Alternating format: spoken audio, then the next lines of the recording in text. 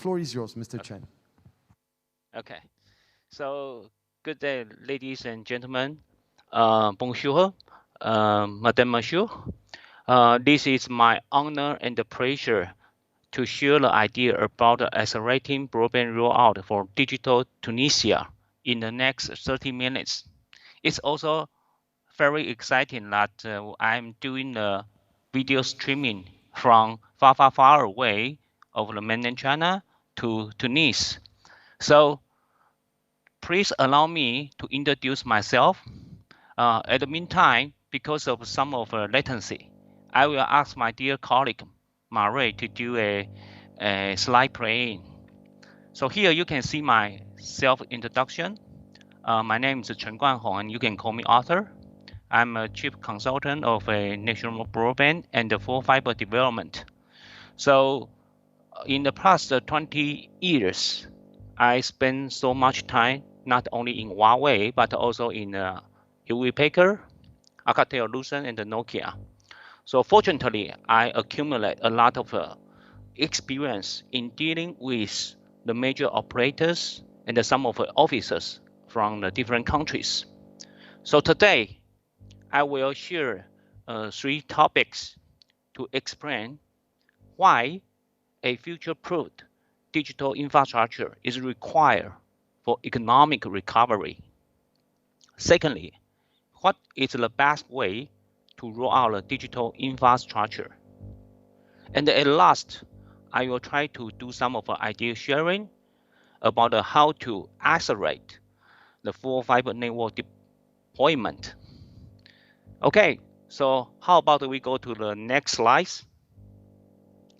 So everyone knows that nowadays, most of the countries in the world, we are still suffering by the pandemic, and all of the governments still ruling the lockdown policies. So crisis tell the importance of the broadband. Without broadband, most of a family or the adults, they cannot really work, and the kids cannot have the educations. So here I would like to share some of the information. Firstly, you see that start from the second half of 2020, the 4 largest economics, they announced a lot of strategic plans to promote the broadband upgrade. So firstly, I would like to introduce my home country, the China. In China, we have so-called 14th 5-year plans and the Vision 2035. And that will be a very interesting strategy, so-called new infrastructure.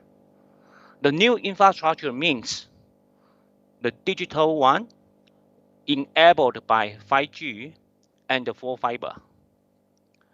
So surprisingly, in last July, European Union also announced the recovery plan for Europe. The major purpose of the plan is about how to stimulate the economic growth after pandemic. And this March, the European Commission just released the Digital Decade 2030, and that will be one of the major objectives, calling that the gigabit will serve everyone by 2030, and the 5G will cover all of the populated areas. So, as say, comparing with China and the EU, they have a similar goals by the different timelines. If we look into the United States, the states only announced the 2 mega plans. The first one is so-called American Job Plans. Second one is American Rescue Plan. So inside the plan, there'll be one important project, calling that the President Joe Biden has vowed to invest probably 300 billion US dollar to stimulate and accelerate the fiber rollout, which is so-called the future-proof digital infrastructure. If we look into the Japan, They also declare to create a world-leading digital nations. So inside of this digital nation plan, they also mention to have nearly 100% full fiber coverage. So here I will point out two key messages by two bar charts. As you see in the middle, the fiber to the building and fiber to the home users will grow rapidly. So there is one of forecasting done by Omidia, the one of the famous consulting companies. Nowadays, there are roughly 600 million households enjoying the FTTH Edge or FTTB. But sooner, within 5 years, the overall FTTH and the FTTB user will surpass 700 million. If you look into the right-hand side of this slide, gigabit penetration has been forecasted to have a compound growth threefold from 2020 to 2025. So that will deliver an important message, which is about the optical fiber. So why fiber? Please go to the next slide. So a lot of a message and the studies showing us a future-proof infrastructure of digitalization would be the optical fiber based. So here we have a interesting study. As you see at the left-hand side, the 5G require the fiber transmission, or we can say the backhaul or front haul. So why we point it out? Simply because that 5G is now the hottest topic in telecommunication industry. A lot of operators, they are deploying the 5G not only in the Europe, the States, but also in the Southeast Asia and the Middle East. But that will be one of major challenges coming. It's a shortage of the backhauling, which means the transmission. So here you can see that today in Tunisia, probably we can enjoy 3G and 4G, and the wireless bandwidth can reach maybe hundreds megabits per second for the downlink. However, the key features of 5G is talking about gigabit access. So you can imagine that when we want to have the gigabit access from the 5G base station, definitely we need a super large bandwidth for the backhauling, also called the transmission. So if we look into the right-hand side, the enterprise, they are now eager to digitalize by optical fiber, simply because most of the e-commercial services, or we can say the online business, they are not relying on the super large bandwidth, but also they ask for the lower latency and higher availability. So you can imagine again, when you are a business owner, you don't want to have any online transaction interrupted by some of the uncertainties. So the fixed broadband connectivity, they are doing better than wireless one. Okay, specifically on some of the online transactions. If we're talking about the home users, or we can say the household broadband services, start from the day one of the pandemic locking down, the function of the fixed broadband services has transformed from the entertainment to multi-functions. No surprise, if you are staying at home and you want to do the video streaming for the business like this, and your kids has to do the online education or distance learning, and maybe your parents or your family members, they have to watch the YouTube or any IPTV. So that will be very easy have the congestion, or we can say the traffic jams over a narrow band services. So that will be a one challenge coming. Today in Tunisia, there are abundant the copper line asset. What should we do, or what should we deal with such kind of a legacy infrastructure? In the bottom line of this slide, I would like to share one of idea from Huawei perspective. So today, all of the resources are valuable. So when we are talking about a greenfield development for the broadband, which means that the new area which did not have any broadband access, we can set up the full fiber deployment as the first priority or top priority. But on the other hand, what if you have a very good copper line, or we can say the quality access by copper? We can reuse it and do so-called the broadband upgrade to increase the bandwidth and increase the qualities. So in the midterm period, it depends on the demands and the resources. It's very vital and important. A lot of countries now heading to the optical fiber. The main reason is to build up the competitiveness for the future. So the next slide, as you see right here, we are talking about success stories from the mainland China. Okay, suppose it should be animation. Because of video streaming, I do it at one time. So there is an old saying in China, better roads lead to a better life. So which means that the roads is mandated for economy recovery. So in the past 40 years, what has the Chinese done in the past 40 years?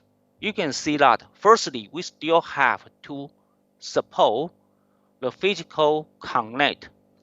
Start from the early 1980s, China government vowed to build up a good road systems for the cargo transportation.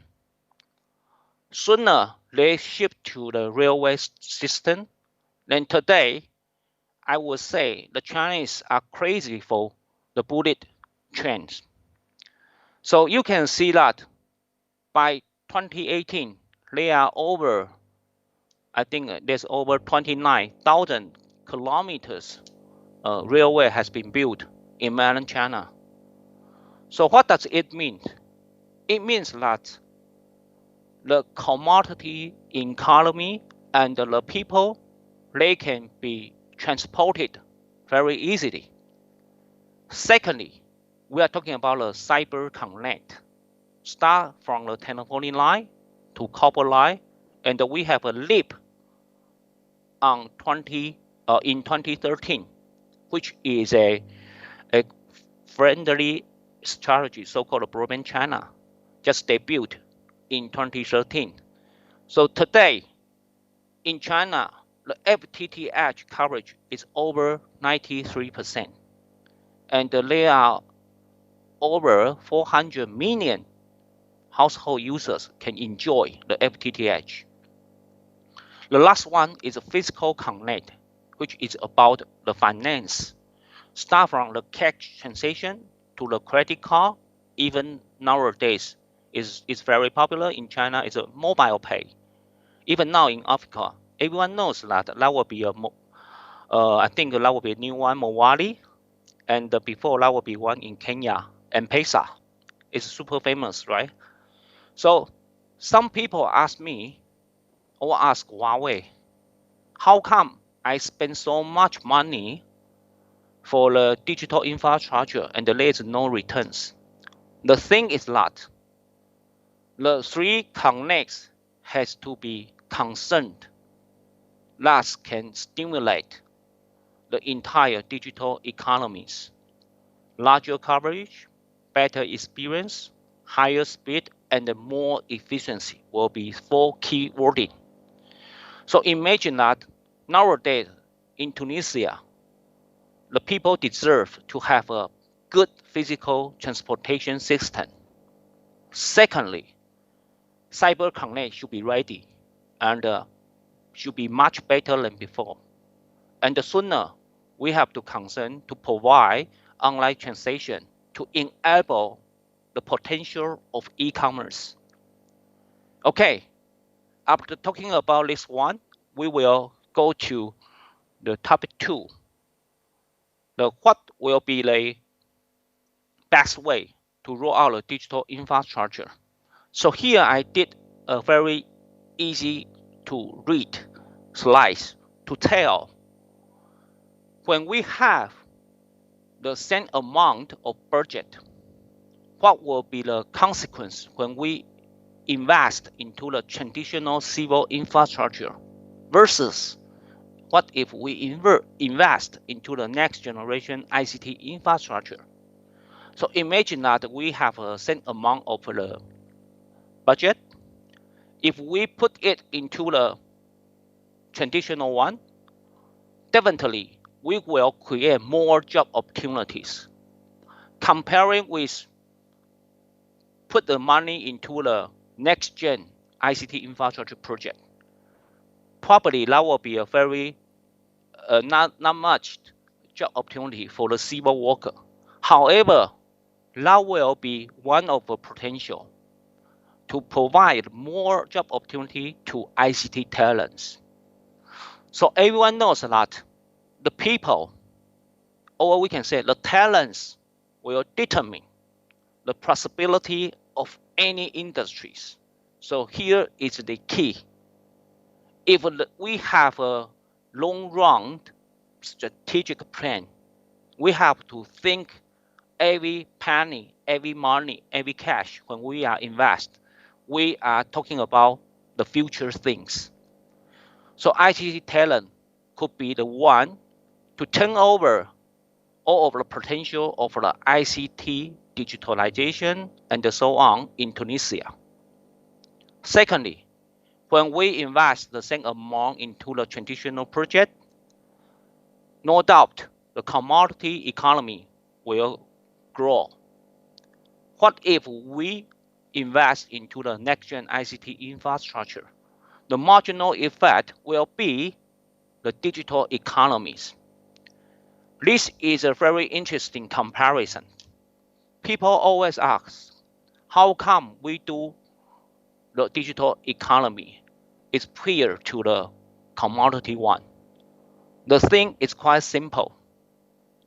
If you make a guess, how long time would you spend to roll out a raw system versus how long time will you spend for a digital connect? The outcome could be kind of a crystal clear. I believe if you have a very good friendly policies and sufficient funding, the digital infrastructure will be rolled out faster than the traditional one. So that's the key factor. The most of developed country in Europe now they tend to invest on digital more than commodity. The last one is about the tax contribution. No doubt, every investment will be returned by the tax. So when we are talking about tax, if you have digital economy, it could be a more incentive from the ICT or so-called modern industries. Of course, we don't want to have too much tax rate over the brand new digital business. But this is kind of a reference for you. It's kind of information. Okay, so here we will go to see some of the references. Firstly, let's take a look on France. France is peer to invest fiber continuously. Why I say continuously? So start from the left-hand side of this slide. Everyone probably knows that the French government just take off so-called THD plan, the plan France, the THD, sorry, I cannot pronounce it correctly. This is a full fiber national broadband plan. It started from 2016 when the President Macron elect and on board. He said this will be the top 10 national development strategies. So start from the 2016, President Macron invests so much budget to attract the stakeholders join the game of rolling out the fiber. So the plan is about the 20 billion euro. It's versus like 380 the aircraft. So it's not really much if you compare with the aircraft, right? And it takes 0.1% annual budget of entire France. Secondly, during the COVID-19, President Macron vowed to invest more. So they have a kind of a top budget, so-called 240 million, which has been announced last September. Today, they have so-called stimulus package and plan to invest probably 7 billion euro for the digital transition. So everything point to the result, or we can say everything support the result at the right-hand side. Nowadays, led by the largest operator Orange and the second largest player SFR Group and others, France, they realize more than 24 million FTTH coverage only in 4 to 5 years. This is a miracle happen in Europe. You can imagine that most of the European countries, they are talking about the optical fiber, the gigabit connection, but they do everything limited, except France. From our point of view, France is one of the fastest countries to realize the FTTH. So we strongly believe Tunisia can do this as well. Probably we can take 3 to 5 years. Let's see. So at the lower, that will be a bar chart. It tells us a message. 1/3 public funds, the poor 3/3 private investment, which means that the public sector should think about, have a kind of a vision to invest or to subsidize the stakeholders to roll out the fiber. The major purpose is not only to give them the money, but also asking the stakeholder put more money for this game. If we look into the next slide, it's from the UK system. The subsidy can be widely applied for simulating the take-up rate. So not only about the coverage. In UK, we have seen the approach to stimulate the take-up, or we can say the penetration. So today, in UK, they have a gigabit projects subsidized by government up to £5 billion. But here we are talking about two small schemes. Firstly, at the left-hand side, we are talking about the broadband universal services. So there are so many wording because of time limit. I will make it quick. Firstly, they have a kind of idea, so-called called the social tariff. To lower income the premises and the citizens, the government vow to subsidize such kind of people to enjoy the minimum broadband services. So you can see in the lower part, the government did a detailed survey to estimate how much cost the government should invest. It's very important. If you only have a plan, or you just want to submit one budget to the lawmakers or to some of the assistants, to commissions, okay, definitely you have to put some of the reasons and some of the data to support it. So here is the one. The government can invite stakeholders, for instance, operator or the vendors like Huawei or any consulting company to join this survey to help the officers to do a detailed insight for some of the information and estimate how much money should we put for the universal services. At the right hand side, UK government also think about what if we provide a social tariff and the people only want to enjoy the social tariff and they don't want to pay more for the gigabit connectivity. What can they do? So here is so-called gigabit voucher scheme. Imagine that what if the government pay you to use the higher bandwidth broadband services? Will you do that? Probably yes, if the subsidy high enough. So here there is some figures I don't want to go through in details. I want to point out there are only 6 steps and below. You can see the 6 bullets. They are explaining how simple of the procedure for the citizens and the enterprise user to apply the 100 megabit over gigabit connectivities by the subsidy scheme offered by the governments. So it's quite simple, which means that it's very easy to get money, and the money is not small. It's a huge money, £500 for the household, £2,500 to the enterprise user. That's a lot. That's a lot. So subsidy works. So how about the other approaches? Here I want to introduce the design and the plan, as mentioned at the last slides.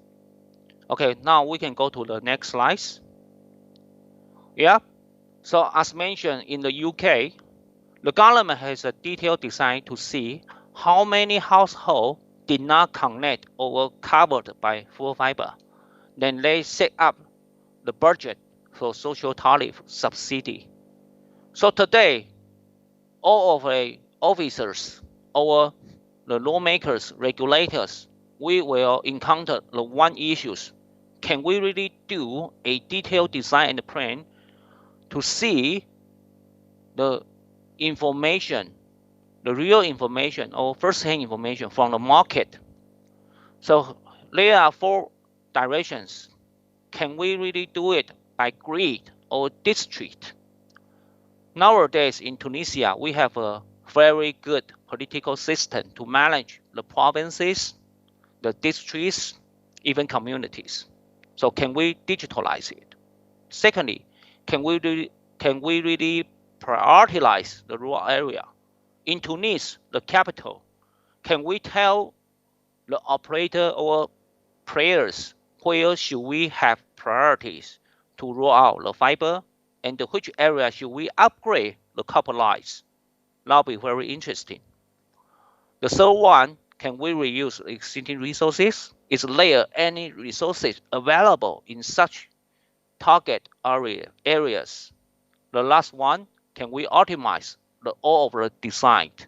Then set up the cash not only from the stakeholders but also from the government. So we strongly believe the public authority can take lead on the network plan and the design with stakeholders' assistance. Stakeholders means operator, vendors, consulting company, or the rest of the civil work companies, and etc. We can have a call, so-called, we can say call for duty for that. Let's see whether we can do it in the near future. And the last 2 slides at the next two slides, I want to introduce the other interesting things. Firstly, can we have a digital eyes on so-called broadband development? So here we have one of the study talking about a friendly measurement systems. So when we look into the Europe, many countries, including the European Commissions, they have geographical information system supporting the digital infrastructure development. So here you can see at the left-hand side, this is a screenshot from France. The French regulator ARCEP, they have a grid map to tell the coverage status of full fiber. In the middle, in China, the government decided to self-develop a platform and applet to gather the information and the data to do a health check and diagnostic the bandwidth all the time. So this is the way we can also refer. At last, the Lithuania and one of I think Eastern European countries, they also adopt existing famous application, so-called speed test. Speed test is kind of a most popular applet which has been applied for testing the broadband speed. This company, Okula, actually they have a strategic deal with the government of Lithuania, and they put kind of a certain servers into the decided location and enable the speed test Lithuanian versions in the country. It's very interesting. So back to our topic, the friendly measurement system will be very helpful to not only to the regulator but also the citizen to discover the digital gap. You can think about in the near future when government push up the operator or stakeholder to roll out the digital infrastructure, no matter it's a fiber, copper, or base station. Can we really see a progress for that? If no, definitely we have to put the digital system to monitor, to supervise, to see our progresses. Next slide, we are talking about the guidelines. So here I want to introduce in the last October, the regulator of the European Union, so-called BEREC, the body of European regulators for the electronic communications, is a very long name. They just officially released the guidelines on very high capacity networks. There are four criteria. Firstly, any network providing the fixed line connectivity with a fiber, which you can call the VHCN. Criterion 2, any base station have a fiber as a backhaul or connected for the fronthaul backhauling can call the VHCN. In case you don't want to have any optical fiber and want to reuse the existing infrastructure, then you have to fulfill the criterion 3 and 4, as you see, gigabit for the downlink, for the fixed broadband connectivity, and for the wireless, 150 megabit per second. So how come the BEREC released such kind of guidelines? As we mentioned at the very beginning of this presentation, European Union just released the Digital Decade 2030.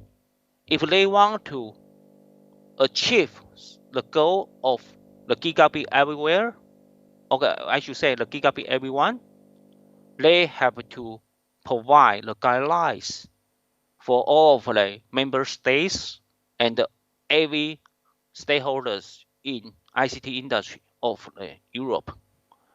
Nowadays, just now, BEREC is discussing on the toolbox which will supply the guideline of the VHCN. So if you are interested on this topic, you can Google it. There are a lot of regulations, guidelines, menus, even the toolbox is ongoing to support all of stakeholders to realize the gigabit Europe in next 10 years. So at last, I want to share some of idea as a takeaway. So here we have one of idea that Tunisia have a perfect geographical locations. It's very close to the Europe. So how about we take more insight into the EU digital roadmap and apply some of a rollout plan by innovative ways. So here we have three ideas. Firstly, when we look into the digital Tunisia, there is a plan so-called 2020. So can we really have an upgrade version so-called 2025? That would be very interesting because today in the Tunisian digital 2020, we have seen the one goal, 5 pillars, and the 7 axes. It's very, very good idea and a very good policy and the strategies. So at below, we believe that we should welcome more digital development foundation, which means we can put more detailed strategies, we can have more policies, probably some monies, some budgets for subsidies, and for the technical part, we can have a guideline and some of standards. At the last one, adapt the innovative solution for the quality rollout. In case some of the audience thinking that I'm going to promote some of solution from Huawei, the answer is no. The thing is that nowadays a lot of new approaches and the new solutions coming up, not only by Huawei, but also a lot of lovely vendors. We encourage all of the stakeholders, particularly for the operators, please look into some of interesting, innovative solutions. Instead, please don't only spend time on the budget solution over the cheap one. The cheap product and the solution, yeah, they can set up a capex in the short run, but it could be very harmful in the long run in the entire digital infrastructure development in Tunisia. Okay, thanks for your time. This is my sharing. Thank you so much and have a nice day. Thank you, Mr. Chen. Bravo. Merci beaucoup pour votre intervention.